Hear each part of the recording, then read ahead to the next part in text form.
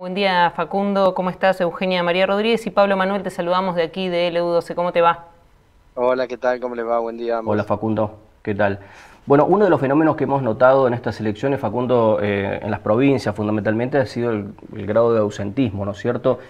Pensamos nosotros, digo, pero vos seguramente nos podrás dar algún análisis un poco más certero, más especializado sobre el tema, de que hay un poco también de desgano en la sociedad, ¿no es cierto?, por los fracasos de las políticas públicas nacionales, sobre todo en los últimos años, particularmente los últimos dos mandatos. Pero bueno, contanos qué fenómenos están viendo ustedes y si es así como se percibe, al menos en este arranque de año electoral.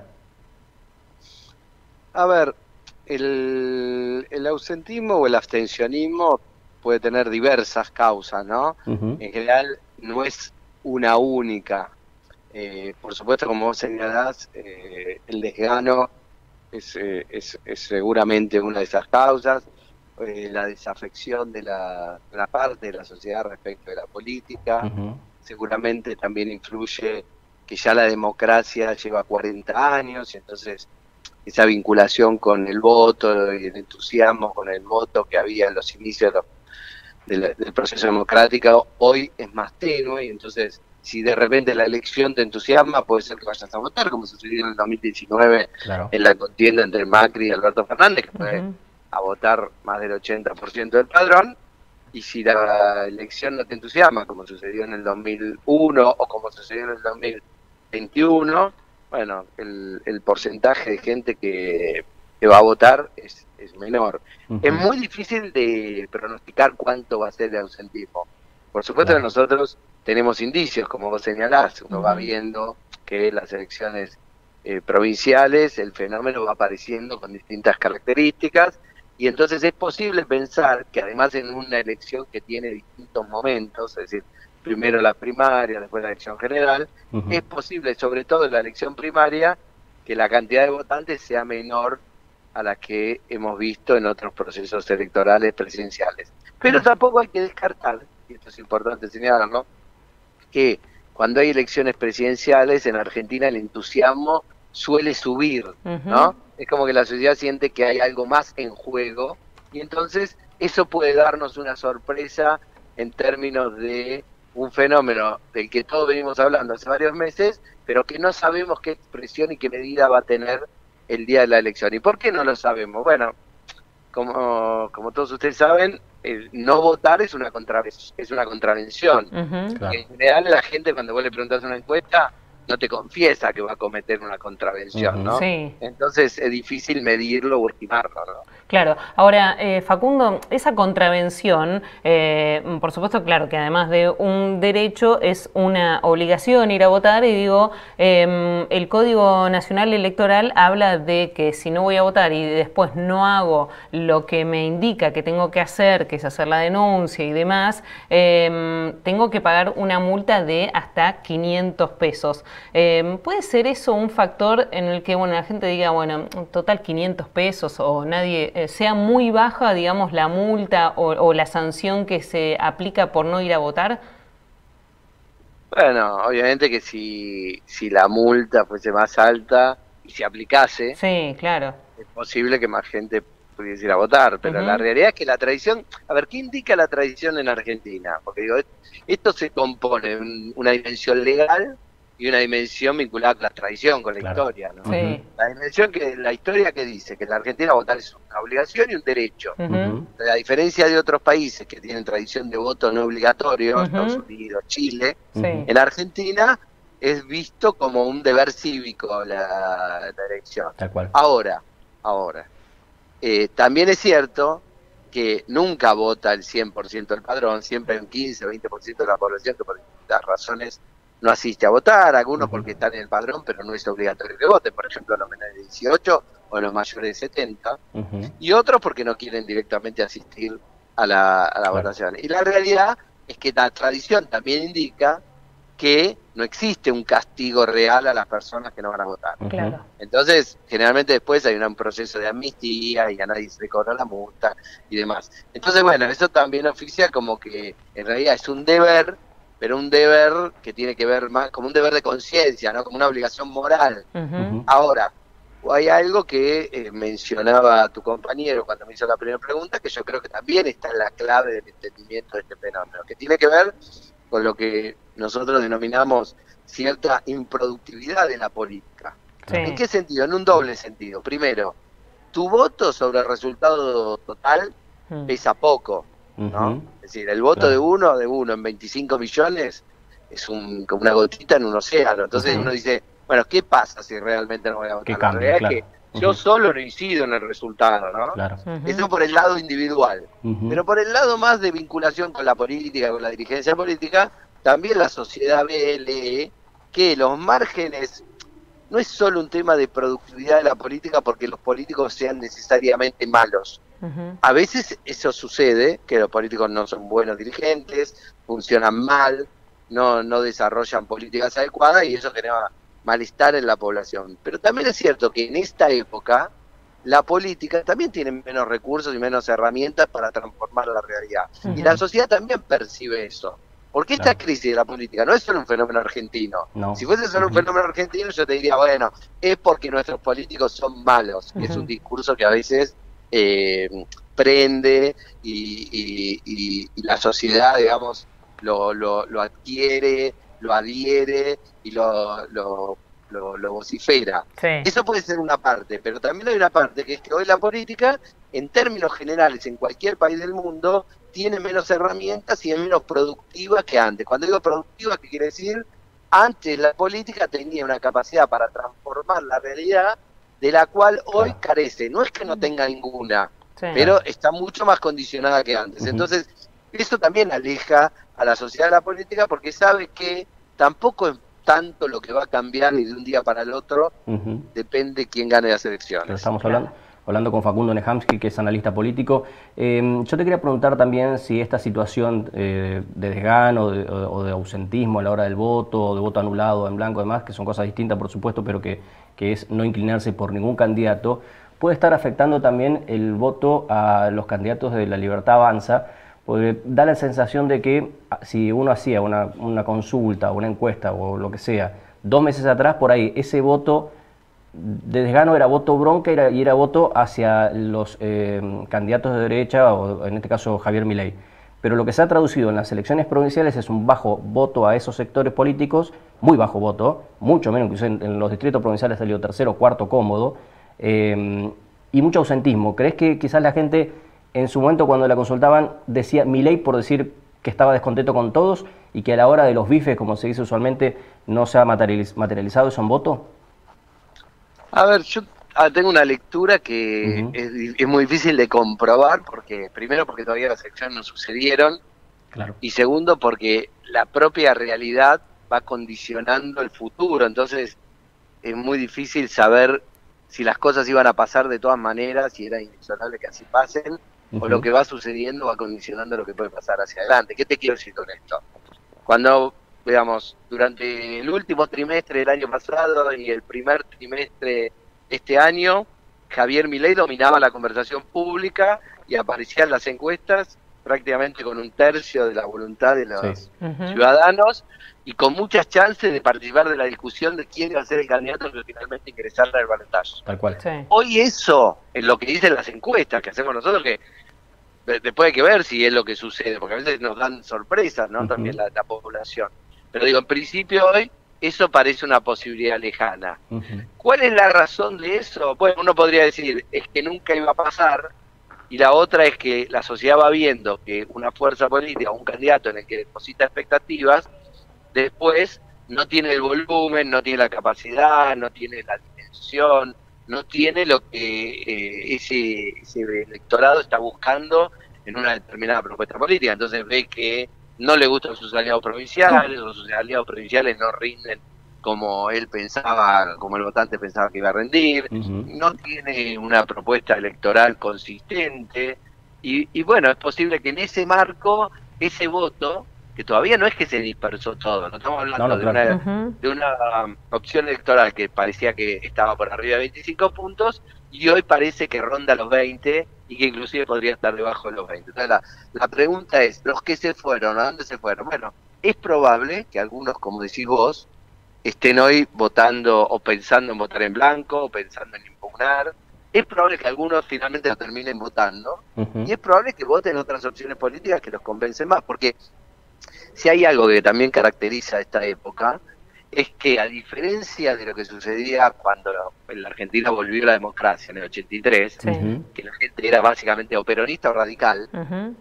hoy las identidades políticas no están tan definidas y son tan fuertes como en aquel momento. Entonces, eso hace que de la definición del voto pueda darse incluso hasta los últimos momentos antes de ingresar al cuarto oscuro. Ujú. Claro, Eso es claro. parte de lo que dificulta también el trabajo de nosotros, ¿no? De los encuestadores, porque antes vos preguntabas, ibas a una casa, preguntabas dos cosas, te das cuenta que esa casa era peronista Sí, y no había duda que esa familia iba a votar al peronismo, o claro, radical y no había duda que esa familia iba a votar al radicalismo. Hoy eso ya no es así. Y claro. entonces eso también puede que generar que haya fenómenos que se inflen en un momento determinado y después que parte de ese votante diga, no, al final no me convence, no me gusta su propuesta, no me parece serio. Bueno, distintas Ujú. razones que pueden llevar a un votante a votar otras opciones, aunque, y con esto te cierro la idea, también es cierto lo que decís vos, que muy probablemente mucho del voto de Milei sea un voto que uno podría poner o ubicar en la categoría de un votante que está enojado, ¿no? Claro. Claro, Que está Ujú. claro. enojado con la política tradicional. Tal cual. Ujú. Ahora, Facundo, ¿quién se perjudica, digamos, ante este crecimiento de, digamos, del ausentismo, de la falta de participación electoral? Y es algo difícil de pronosticar. Sí. ¿Por qué? Porque no hay una norma en ese sentido. Es decir, hay elecciones en las cuales los votantes que se van agregando beneficiaron a Juntos por el Cambio, por Ujú. ejemplo, 2019. En 2019 Macri creció de, no me acuerdo si era un 32, 33%, hasta un 41% Sí. en la elección general, ¿te acordás? Recuperó un Ujú, montón de sí. votos. Sí. Redujo Sí. la distancia de Ujú. Alberto Fernández a él de 17 puntos a 7 puntos, es decir, Ujú. achicó 10 puntos la ventaja. Un montón. Sí. Ahora, en el 2021, el peronismo en la provincia de Buenos Aires había perdido la elección por un porcentaje considerable de votos, Ujú. y después los análisis se dieron cuenta que un montón de votantes del peronismo en el 2019, por distintas razones, en el 2021 no iban a votar, porque estaban enojados con la propuesta política, porque estaban enojados por cómo había funcionado el gobierno de Alberto Fernández, no importa. Por el Mil COVID también. razones. Claro. Ujú. Bueno, Ujú. y eso permitió que el peronismo movilizara parte de sus bases y casi llegara a empatar la elección. Entonces, si vos me decís, ¿ahora quién puede beneficiar o perjudicar eso? Y es difícil. Uno tiende a pensar, ¿no? Pero sentido común, no Sí. análisis con datos, Ujú. que es posible que muchos votantes del Unión por la Patria, que estén, no votantes que dicen hoy voy a votar Unión por la Patria, sino votantes del 2019 de Unión por la Patria, en la primera, la paso, es probable que no vayan a votar, porque puede ser que son votantes peronistas, Ujú. votantes que quieren votar una opción peronista, pero que esa opción peronista, están enojados con esa opción peronista, no votan otras Ujú. opciones políticas. Claro. Entonces, Claro. no van a votar directamente. Pero bueno, es una hipótesis, Claro, no te claro. la podría Sí, corroborar. da la impresión también que el que quiere que las cosas cambien sí va a votar, y el que por ahí está desconforme pero no quiere hacer un cambio tan brusco quizás se guarda en las pasos, ¿no? Puede ser una cuestión también un Bueno, tanto lógica, ¿no? las emociones Sí. son un factor que moviliza al electorado. Entonces, Claro. si vos estás enojado con un gobierno Claro. y querés votar en contra de ese gobierno, te movilizás. Entonces, Claro, la tal pregunta cual. que uno haría es, los oficialistas, ¿cuál es el factor que los moviliza en esta elección a votar? Bueno, yo que veo en la campaña, Ujú. que lo que están trabajando en Unión por la Patria, cuando lo analiza su campaña, Ujú. es movilizar a su electorado en función de la idea de que los que vienen, independientemente de que el gobierno no haya podido resolver el problema de la inflación y que este gobierno tenga dificultades en términos de la economía y demás, el problema son los derechos, ¿no? Claro. Los derechos que vienen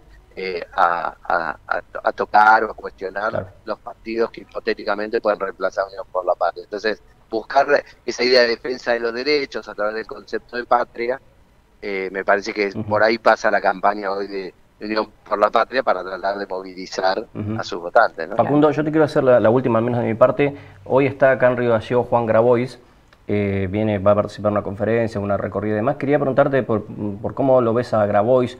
En algunas encuestas que he leído, que por lo menos se escuchan en la televisión, se habla de que tiene entre un 2 y un 5%.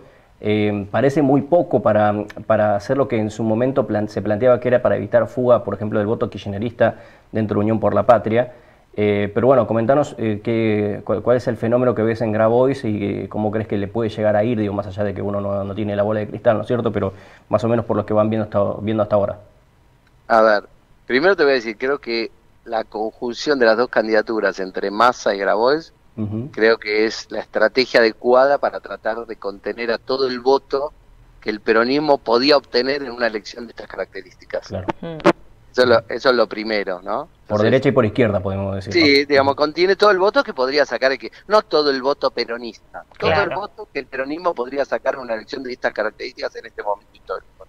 Claro. Ahora, yo veo una PASO que es muy favorable a Sergio Massa, ¿no? Nosotros tenemos esa PASO en una relación de entre 25, 26 puntos y 3, 4 puntos Juan Grabois, que como decís puede estar en un rango por el margen de error entre 2, 3 a 5, 6%. Eso es lo que se ve hoy. Es decir, el votante kirchnerista no es un votante, digamos, que es el que en términos ideológicos quizá podría sentir cierta incomodidad con Massa y votar a Grabois.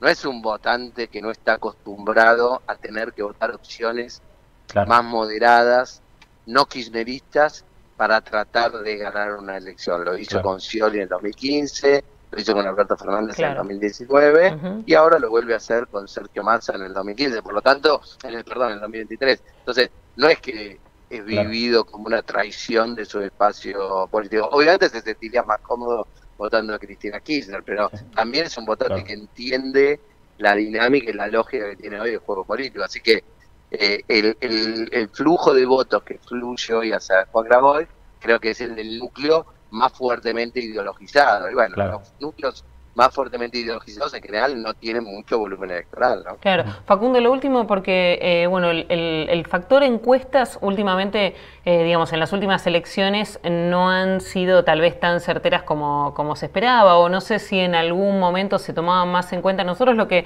a veces conversamos aquí en este programa, que en realidad debieran usarse como digamos, como un apoyo, sobre todo para quien está en la carrera electoral, y sin embargo se utilizan de manera contraria, ¿no es cierto? No sé, si me dan a favor, bueno, ya es como si descansase un poco en la, digamos, en la campaña, y bueno, después ocurren las sorpresas. ¿Cómo lo ven ustedes? No, a ver, un poco coincidiendo con lo que vos decís, las encuestas no están hechas para que los medios de comunicación las difundan. Claro. Eso es como un subproducto. Sí. El producto principal es que hay un político, un partido político que compra un estudio de investigación electoral, de opinión pública, para ver cómo está la sociedad, cuáles son las chances que tiene su candidatura y cómo tiene que definir la estrategia de campaña y su estrategia política. Sí. Ahora, después, la proliferación de audiencias, de medios de comunicación, eso hace que parte del consumo de noticias se vea muy atraído por un instrumento que trata de pronosticar cuál va a ser el futuro, ¿no? Eso es muy atractivo en términos comunicacionales, pero el que define una estrategia de campaña no usa solo la encuesta, usa encuestas, usa estudios cualitativos, usa focus group, usa entrevistas en profundidad, usa monitoreo de redes sociales, analizan con expertos esas encuestas, no en un minuto en un programa de televisión poniendo una placa. Entonces, claro, después de eso genera una expectativa que si después no se cumple, se dice va a fallar las encuestas. Pero que el cliente que compra, a ver, para transparentar la sociedad, cuando viene un político, una política, un partido político y te dice quiero hacer una encuesta, ya sabes todas las dificultades que tiene la encuesta en términos de pronosticar la realidad. Pero igual la necesita, porque necesita medir el clima de opinión pública, necesita medir otras cosas, no el número exacto con el que va a salir la elección. Entonces, el ciudadano que consume mirando tele, o mirando radio, o mirando redes sociales, ese no entiende el proceso, tampoco tiene por qué entenderlo, no lo digo como un reclamo. Digo, ve el número y dice, se queda con el número, claro. Pero bueno, es así, digamos, parte de este juego, ¿no? Tal cual. Facundo, y aparte, ¿de qué hablaríamos nosotros los periodistas si no lo tuviéramos ustedes también, no? Y nosotros, los analistas, ¿de qué hablaríamos? Que no me llamarían. Claro, tal cual. Bueno, Facundo, muchas gracias, ha sido muy amable. Un saludo. Buenos días. Gracias, buen día.